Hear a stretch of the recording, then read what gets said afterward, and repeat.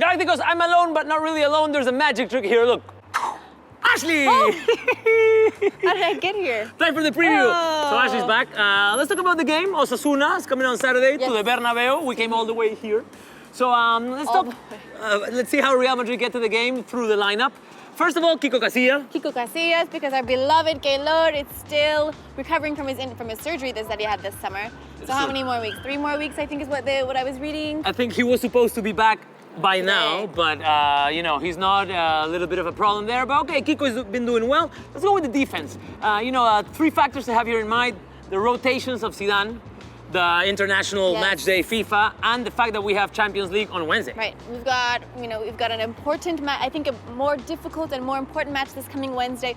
Osasuna is, I guess we would say, a lighter competition or an easier competition, so we can sort of play with the lineup this time. So we were talking about seeing Pepe back in the lineup, back in the mix, giving Ramos a break because he competed in the international break, both games. Yeah. And Varane.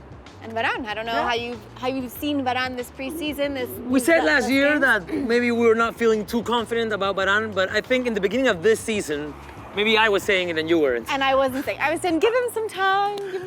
And I think with time, Ashley was right. I think he has started this preseason and the first 2 games of the season very strong. He's played 180 minutes in league, and in my opinion, he's been the strongest defender in both games. So I think that's good. So we'll see Pepe and Varane on the right. I think we'll see Carvajal. And on the left, this is the thing. Zidane is wanting to include Danilo in the lineup. Danilo is naturally a right back, but now wanting to give Marcelo some rest. We'll see Danilo on the left. It'll be good to see Danilo, even though it's not his natural position, but to see him back reincorporated into the lineup this season and to see what we're expecting from him, especially when we saw a really nice goal from him against Bayern Munich in the preseason, and especially since Marcelo's coming off of 2 games and a long journey back from Brazil.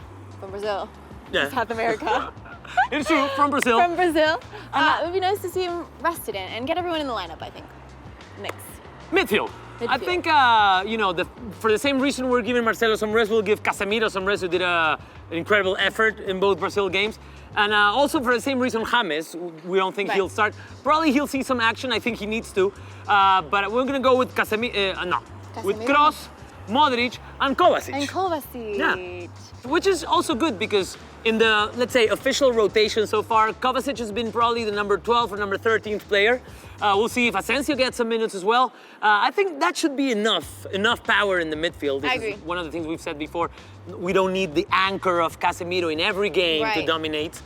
True. I mean, we love Casemiro because he's that anchor, because he provides that defensive depth that we need and allows for Kroos and Modric to play up. But we can also win without having that defensive style of player in the match. And we know that Kroos doesn't always like to stay back, isn't his strength, but he still will do the job, especially, I think, against, like I said, a lesser opponent like Osasuna. So we don't necessarily need need Casemiro in that position. Kroos will do just fine. It'll be good to get Kovacic incorporated. You love Kovacic. You love the way he plays. Yeah, and I think like in a situation where Kroos doesn't have to be Casemiro, I think Kovacic can replace a little bit of that. Because he does bring a little bit of defensive effort as well to the midfield. And like I said, we can also incorporate Asensio in there. He's been having a great preseason season with us, good goals. Well, Isco is injured, so no option for him to play. Right, and so I think that, like you said, we've got a lot of power, a lot of depth on the bench, and it'll be good to bring those 4 in there. And I think that'll be good. And the offense. Yeah, and then the offense, I think the key here is to see if Benzema is recovered. Yay! But it is this.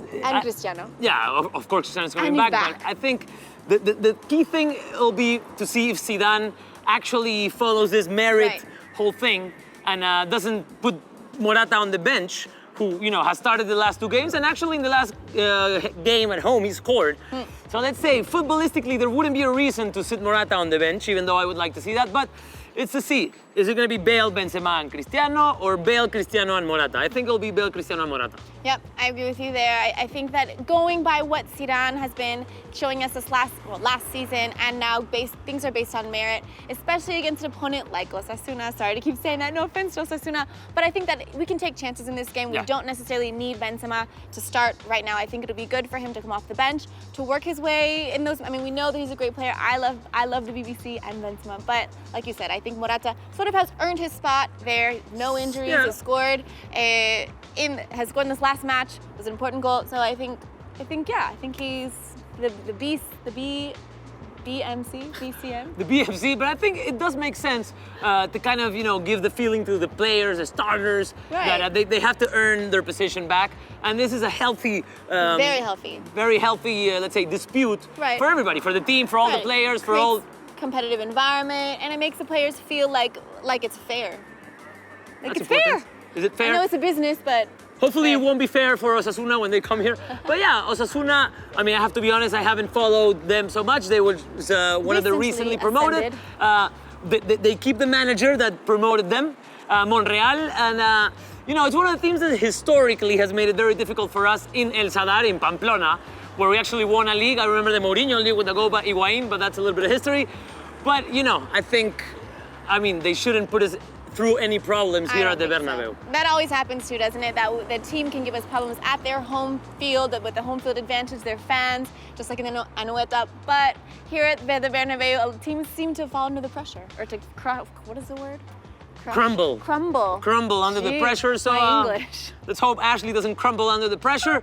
I'm gonna say 6-0. 6-0. I said this last time. I know it was a big mistake. Everybody was like, "Oh, you said 6-0 and it was 2-1." I know.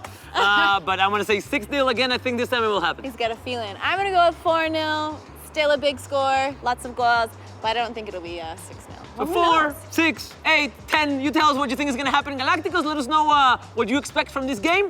Give us a like and subscribe here for the return of Ashley. Yay! And we'll see you tomorrow.